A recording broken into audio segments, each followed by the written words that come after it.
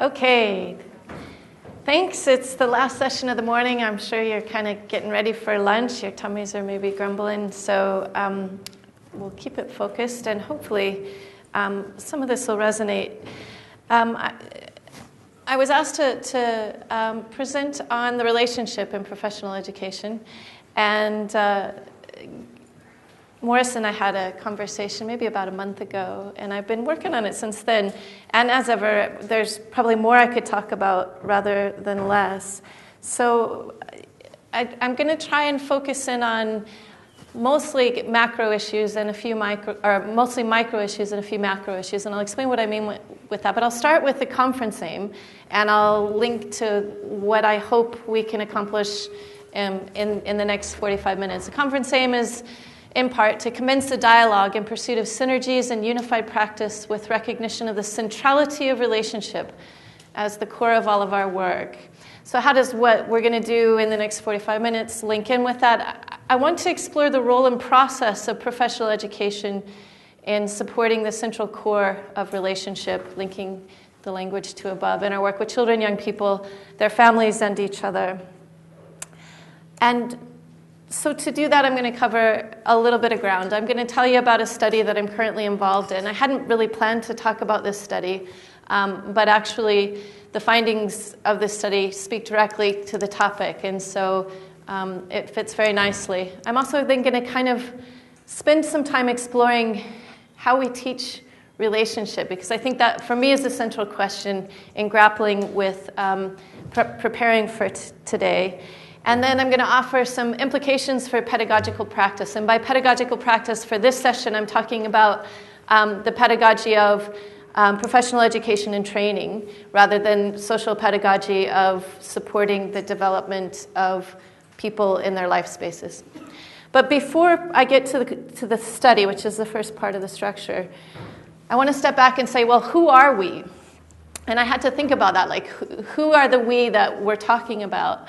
And I'm going to propose that the thing that maybe unifies us, again to draw from the language of the conference aim, is the fact that we work with children, young people, families. If you're a social pedagogue, you may work with adults as well in their life space, and maybe even increasingly from a life space perspective. And so in saying what I mean by that, I'm going to draw from the work of Garibaldi and Stewart, talking about life space as a unified space consisting of not just the physical. So I don't just mean those of us who worked in residential childcare, where we kind of had control of this little bubble, this life space that we created for children who couldn't live with their families of origin.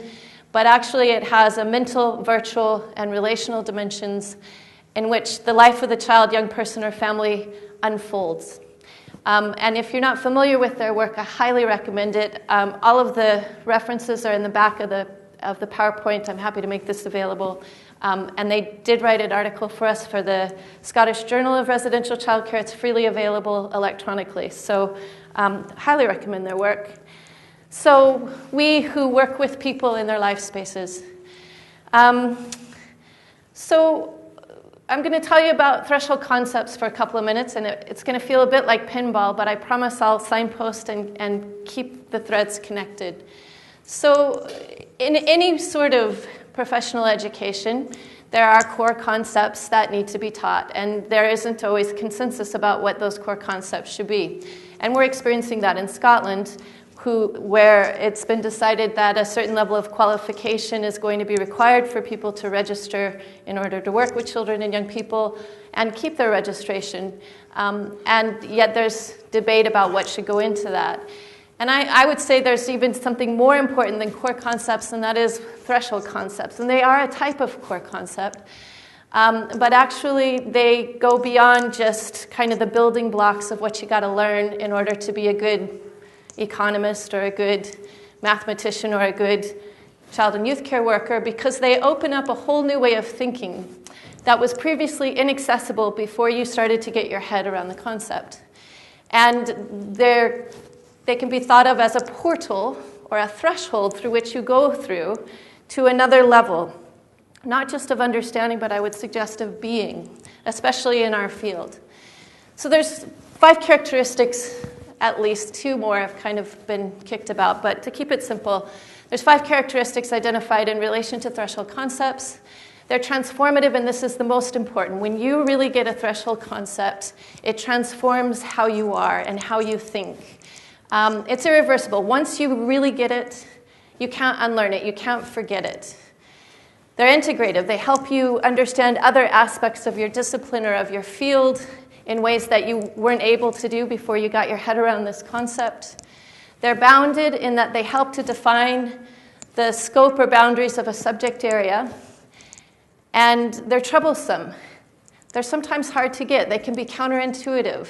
And often, when a student or an early stages practitioner is struggling to get their head around a threshold concept, they'll mimic understanding before they actually get it. And so you may work with newbies, or maybe people who never get it, who are mimicking an understanding of certain aspects, maybe aspects that you hold dear in practice, but they don't really get it.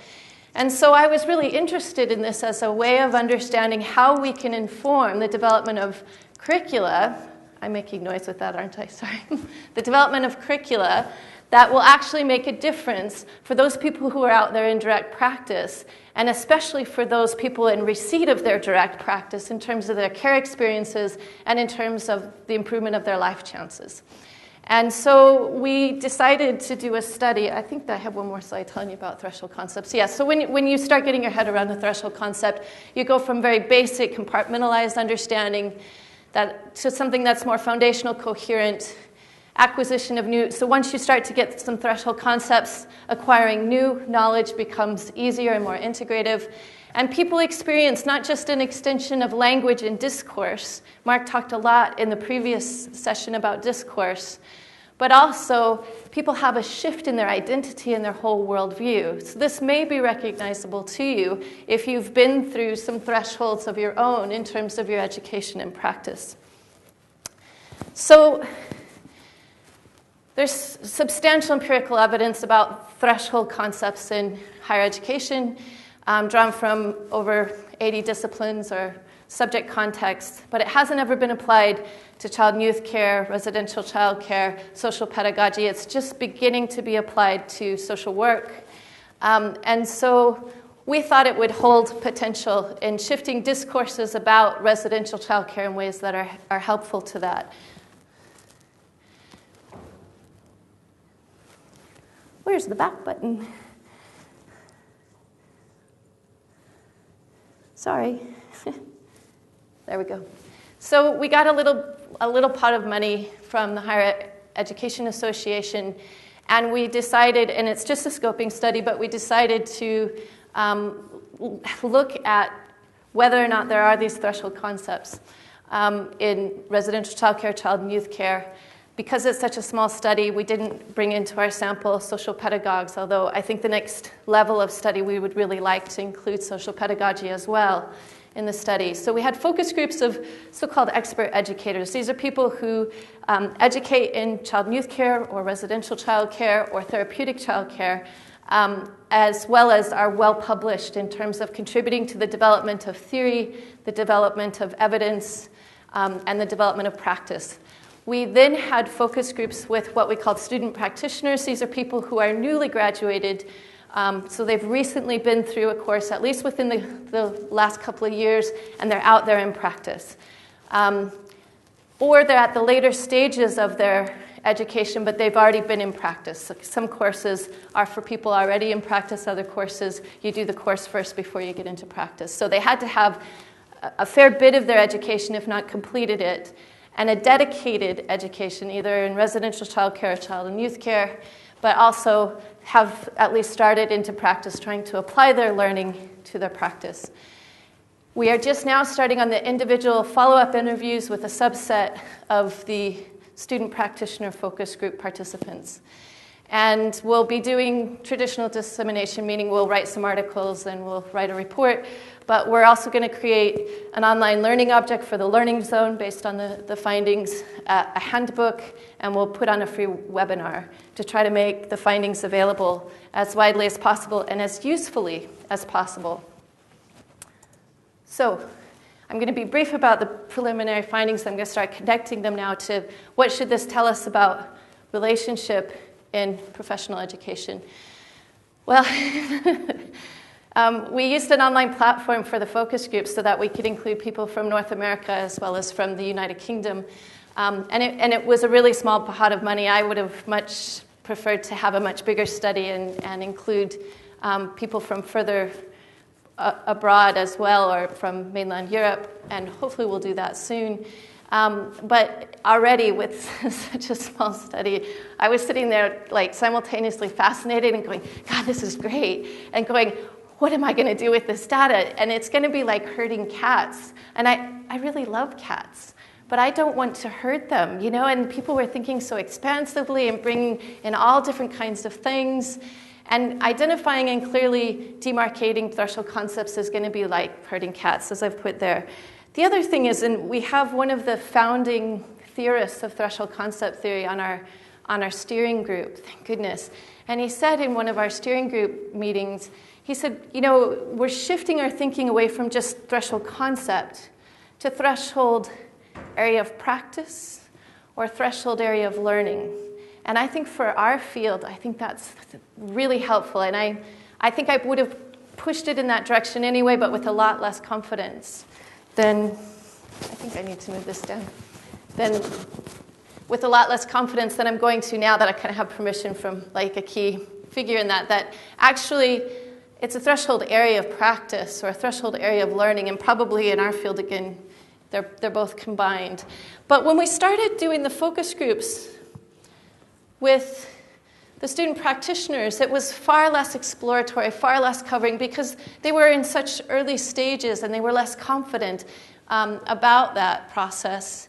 And that was also where I was really becoming more convinced of shifting away from just a neat, tidy concept to more an area of practice.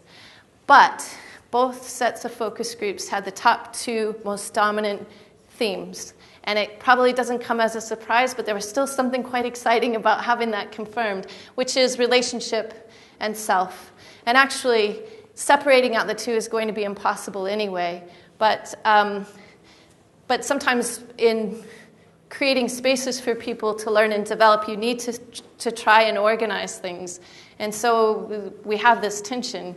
But relationship and self were the most dominant themes for both, in different ways, interestingly. And so our follow-up interviews are now focusing in with students, practitioners, who are willing to talk to us about the troublesome nature of going through that threshold of going from how you used to understand relationships when you first decided to take the course or you first got into the field to how you understand relationships now. And I think what they're telling us has a lot to offer in how we think about how we educate and train people in order to do relationships. Because we talk a lot about relationships, but how do we do the educational relationship? And I think this is a central question that isn't very supported in certainly higher education environments. There's definite evidence so far, both from focus groups and now from the start of our follow-up interviews, that it is a transformative area. And I'm going to focus in primarily on relationship because that's the focus of the talk, and that is going to be the main focus of the remaining part of our study as well. I was just in an interview this week with a young woman who was talking about, she was talking about how she used to think about relationship as if you had a good relationship with someone, then that just made the work a bit easier. And even how you define what the work is. Like, I know for some of us early days, the work was getting them to do what you needed them to do, right? And if you had a good relationship, that made it easier. And therefore, that was how we thought about relational practice or relationship. But now she's beginning to think that it was central to the work. And I'll be interested in how many students / practitioners talk about it being the work. And maybe this will come clearer in a few slides. So there's evidence of transformations and student practitioners talking about understanding the perspective of others and the profound nature of really being able to do that and its impact on relationship, with that, of course, is understanding of self and the impact of self on that. Boundaries is coming up an awful lot. And understanding behavior, and even just thinking about what the work is in relation to behavior and shifting away from a more behavioral focus. And by that, it could be just focus on behavior. It could be using behavioral theories to try to influence what children do to a more relational focus. But it's troublesome. Coming to really understand relationship and practice is troublesome, and it's even painful. I was in an interview with a young woman who actually started crying in interview as she talked about the breakdown in the relationship she had with a client and how she hadn't expected that and how it made her feel and how she was still in that troublesome aspect of even coming to define what a good relationship is and who has control over that. Boundaries, setting limits and boundaries, and the whole effort away from punitive practice.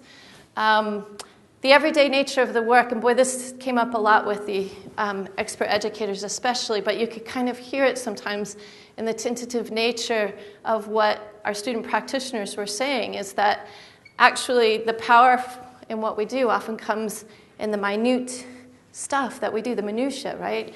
Like it just all those drops of water that carved that made up the Colorado River, that carved the Grand Canyon, right? And each drop in itself is nothing, but if each drop was part of that collective. And I think that's very threshold as well. That's probably a different area of threshold learning. But it relates to the relationship and the minutiae in building the relationship, the minutiae within the relationship that actually has the impact. The stuff of the self, power, vulnerability, coming through notions of professionalism is huge in notions of what it means to have a professional relationship or what it means to be professional in the context of relationships that actually sometimes demand intimacies from us. I genuinely believe that the kids that we work with sometimes have legitimate demands for intimacy from us, and how do you square that with professionalism? So also, less explicitly, but just in the background of what students were talking about, was a struggle to take what they knew but couldn't put into words, from the tacit to the explicit, both generally and in relation to the way they were making sense of relationship. And also from theory to practice. So for instance, attachment theory is huge, as Mark had mentioned earlier, and yet it's often very misapplied and not really this big gulf between how does attachment theory actually change, and understanding attachment theory change the way that you do what you do on the front line in a way that makes a difference to children and young people. And so what theoretical influences actually can inform in a meaningful way how people make sense of their relationships, how people attempt to have healing, compensatory relationships with children, young family, and children, young people, and their families. There's also some troublesome nature in the wider context of trying to teach relationship, if we could actually do that. I'm going to read you a quote from Garibaldi. It's not widely recognized that there is a relationship skill. In many practice settings, relationship-based work is mandated by the policies and procedures of the employer, but there are no specific skills articulated to support this mandate. So many of our employers talk about what a relational place this is, or how relationships are so central, but actually for many employers, most of whom are not themselves professionals within the child and youth care field, relationship development is viewed as an innate skill, one that everybody has to some degree, and that is furthered primarily by effort and attention to the prescriptions of policies and procedures. So that wider context, if you're here yesterday, I was hearing that the whole managerialist culture was being spoken about, and you can see how this technical rational notion of if you just learn the techniques or if you just follow the procedures, that's how you develop relational skills. And I think that there's probably a parallel in the way that we teach about relationship in our education and training. Adrian Ward, so Garibaldi is from Canada. He's talking about a Canadian context, but I think it's recognizable here in the UK. I don't know about mainland Europe, but we could talk about it at lunch. Adrian Ward, speaking from a UK context, talks about Although there is some recognition in the literature of the central role of the use of self in social work and other forms of professional practice, and especially its contribution to relationship-based practice, there is not much recent work on the question of how to educate practitioners for this aspect of their practice. So basically he's saying there's not a lot out there that talks about this. He did subsequently write a chapter about this in the UK book, and I'm going to pull a bit from that chapter. He basically is making the argument that education for working in relationship, being really in relationship, isn't just about imparting information or teaching skills. And for the students, it's not just about, learning facts and, as Ward says, acquiring mechanical competencies. The educational experience must match up to the complex demands of relationship-based practice. And for that to be possible, we have to do what he calls matching, and he's talking about what he calls the matching principle. If you're not as familiar with that term, if you're familiar with parallel process, very, very similar ground here, that we should aim for the felt experience of the learners to actually have certain correspondences with what it is that they'll be out there doing in practice. Core elements, he refers to them as. And so the matching principle for teaching about relationship and teaching relationship, he talks about need to have some of these core elements. Placing a premium on working with the experience and process of the helping relationship. So not just talking about relationship in an indirect or in an abstract way, but actually talking about the relationships we're having here in the classroom, or the relationships you're having out there on your placement, or if you're out in practice, depending on where the training's happening or the higher education's happening. Attending to the emotional as well as cognitive elements of practice. And this is where threshold concept theory has a lot in common with the matching element, because it really talks a lot about the emotional dimensions of learning and that they must be attended to if we're going to support students through the thresholds. Maximizing opportunities for helpful communication, and you can see that linking into his work on opportunity-led work if you're familiar with it, and kind of having a similar opportunity-led approach to education. Attending to the need for reflection at a deep level and creating spaces for that. Focusing on the self of the worker and an emphasis on personal qualities and values. So these are some of the matching principles for Ward.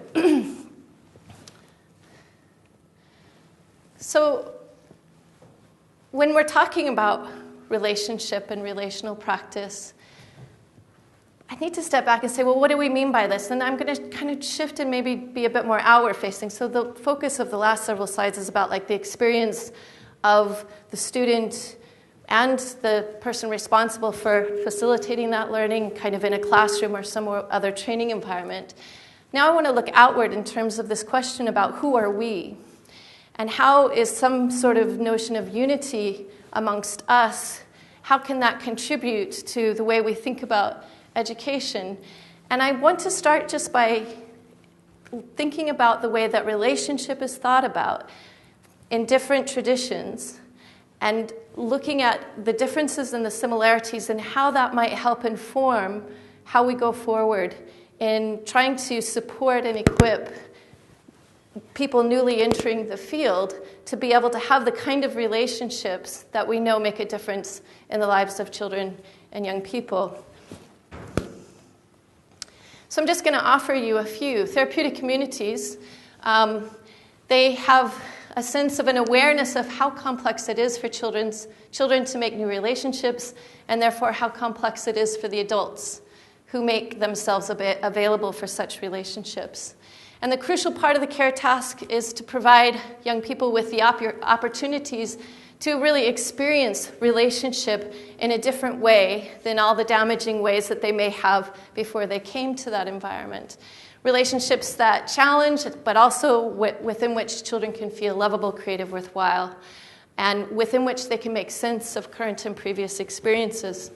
And the therapeutic childcare course in Wrexham, a lot of their work is founded in the whole therapeutic communities literature.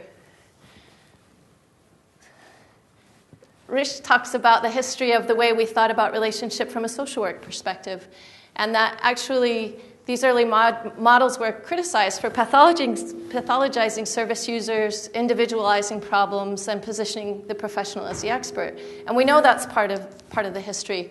And yet we threw the baby out with the bathwater with a significant shift toward predominantly socially oriented practice, which then paid insufficient attention to the psychological dimensions of people's lives.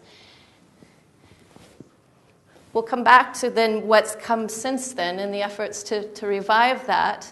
But Garfat also talks a bit about the history of the way we thought about relationship in child and youth care. And he talks about the helper providing a certain kind of relationship. And even just in that verb, it's like, I'm in control and I'm providing the relationship to you. Therefore, it was thought about in terms of it being one way and out there. And it was almost instrumentally, and sometimes when you read some of the literature, and sometimes still, it's almost like a tool that you use. Well, if somebody's having a relationship with me and it's a tool that they're using towards some end, that immediately would make me uncomfortable. Whereas being in relationship is different.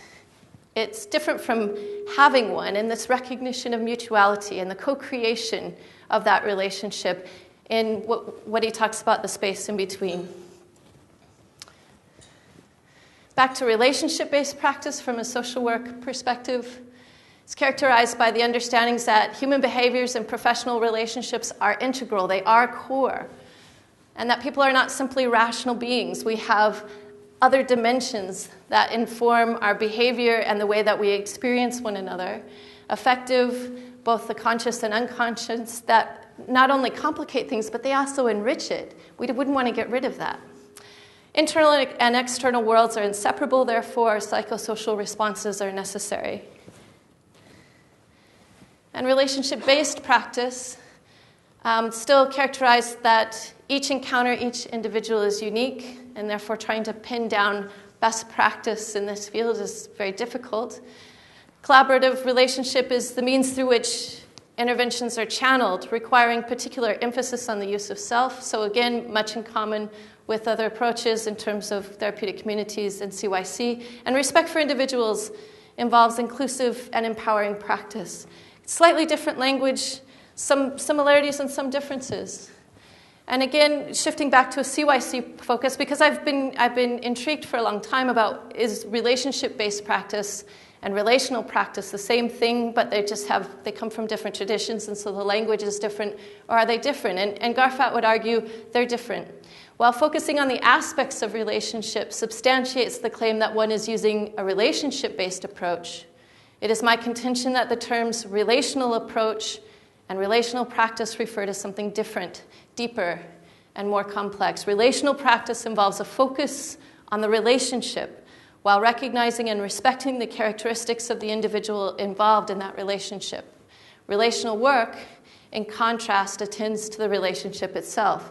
So from a deeply oriented relational practice perspective, the relationship that I'm having with you just now is the work. And I might even be checking in with you about how you're experiencing that relationship, what meaning you're making of how it feels in that relationship as part of the work. And this fits well with life-space approaches to working with children and young people. I think it also fits well with upbringing, but I need to think about that further. So current conceptualization from a CYC perspective of relationship as co-created, connected, experiencing with the other from within the life space, attending to the in-between between us, the relational, is different than attending to the content or even the process of relationship development. So actually, there's some argument that they're not quite the same. And it leaves me with a question about, do we try to unify this?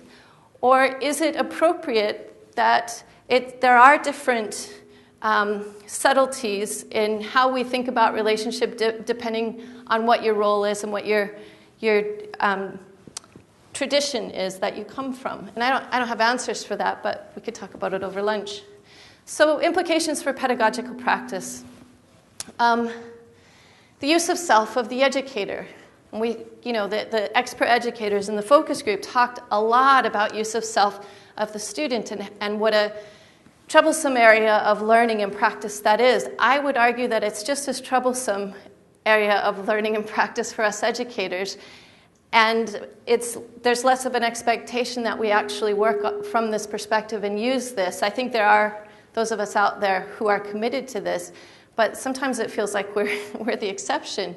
So, parallel process here: emotional availability, presence of an authentic self, the ability to hold students in mind, having a commitment, being trustworthy, modeling. I think modeling is so much modeling about relationship in a way that supports the way that students experience that relationship and therefore develop relationships out there in practice. And I would say not just relationships with children and young people, but relationships with fellow staff and other professionals. The language that we use, I think, is extremely important.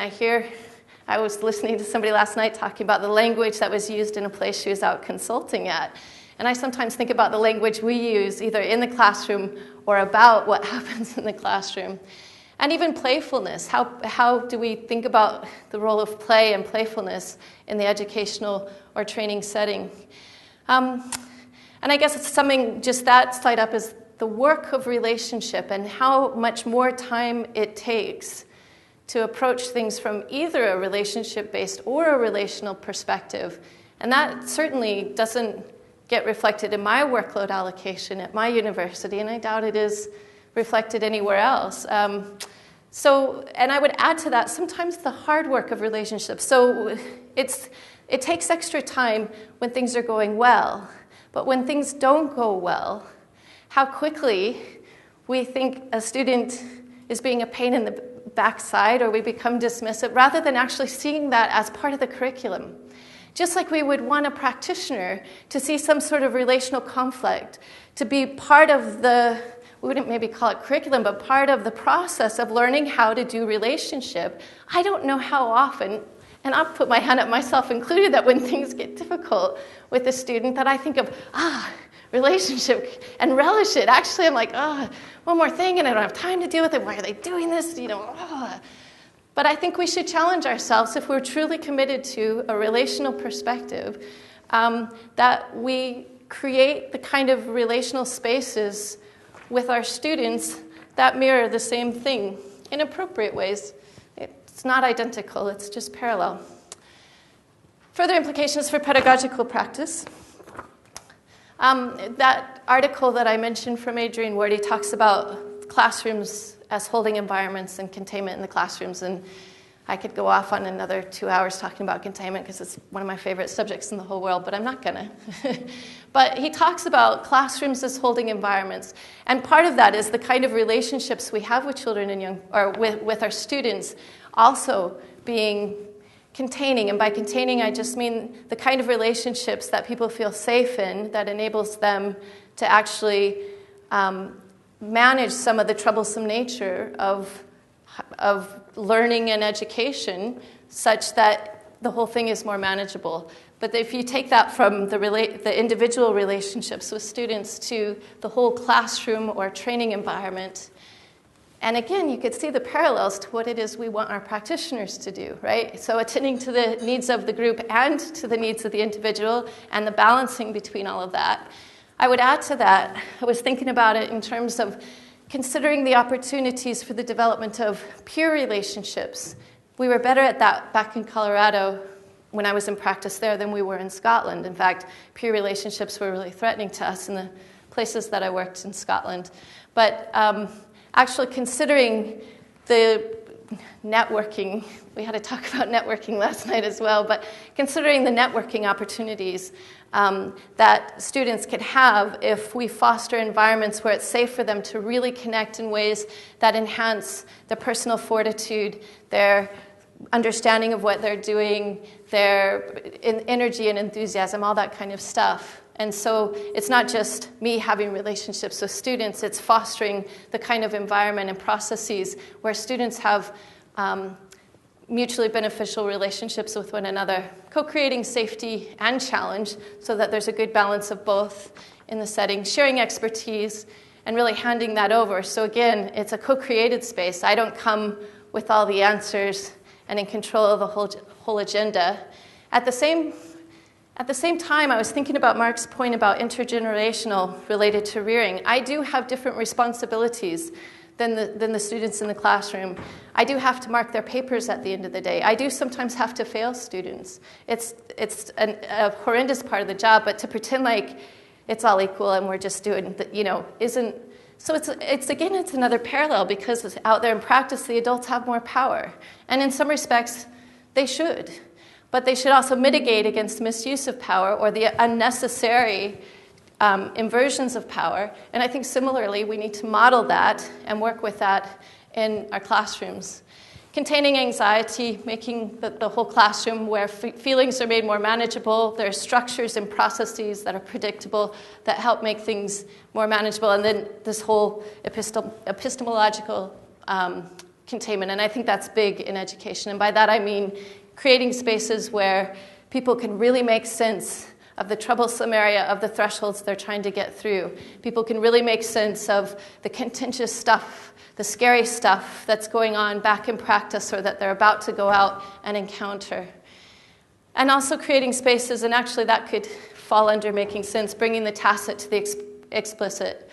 What people already know but just haven't yet been able to put into words. I think that's a really big, important part. And I think practitioners do that with kids and help kids to make sense of and bring what they already know into a more explicit and accessible form. Do we have time for this? I'll be very brief. Other possible, and this is just a question. So Jack Phelan, he's from the CYC tradition. He talks about frontline practitioners being experience arrangers, and that our whole job is to orchestrate things such that young people have the opportunity to experience themselves differently, especially if they have a really negative self-script inside their head. So sometimes for the first time, especially through the use of activities, which is where this is from, young people experience themselves as likable or capable or fun or trustworthy. And I wonder, especially for people coming to education who have had very poor experiences and do not see themselves as belonging here or not good at school or that sort of thing, as creating spaces for people to experience themselves differently in relation to learning. And I think he might have something to offer us there. Again, I'll be very brief. I won't go into this deeply, but Jim Anglin, again coming from a CYC tradition, talks about 11 interactional dynamics that we should analyze in terms of how congruent organizations are working. And one of the layers is the external layer. So in terms of people being congruent in the best interest of children and young people, people singing from the same hymn sheet. Are we singing from the same hymn sheet in regard to listening and responding with respect? And in his book, he outlines what that would look like from the placing agency, external management, internal management, frontline practice, kids. And if everybody's singing from the same hymn sheet in terms of this interactional, relational dynamic, these are the kinds of things we'd expect to see. And I would argue we should add a bullet to each of those 11 and say, what would the educational and training environment look like for that local authority or for that country or that sort of thing? Further thought. Outward facing. What do we, as training and educators, people who train and do education, what do we need to do in terms of to support pedagogical practice for people doing the hard work of relationship? I think just still parallels, just like people in direct practice are doing advocacy for the young people that they work with. I think we have to advocate not just for individual students, but I think we have to advocate for the sector. And again, to challenge things like managerialist discourses that make it unacceptable to continue a relationship with a young person after they leave your care. Again, the language that we use at a more macro level in terms of how we write, the research that we do, and the connecting that we do in terms of interdisciplinary and I think different traditions, which is slightly different, through writing, through conferences like this one, through collaborative projects. And I think we need to make space at this level to connect frontline practitioners, to give them opportunities to present at conferences and support them to do that, to support them to write for publication, to join the conversation at that level, as well as caregivers, external managers, and even bringing policymakers into the mix. So I guess I kind of raised this already, but it makes me think what unifies us, and how do we draw strength from that, and how does that make our efforts all the more potent in making a difference in the lives of children and young people, but also what distinguishes us, and how does that also benefit the process, and how do we move forward with that? I'm not really sure, but that's the question I guess that leaves us with in the references at the end. So thank you for listening.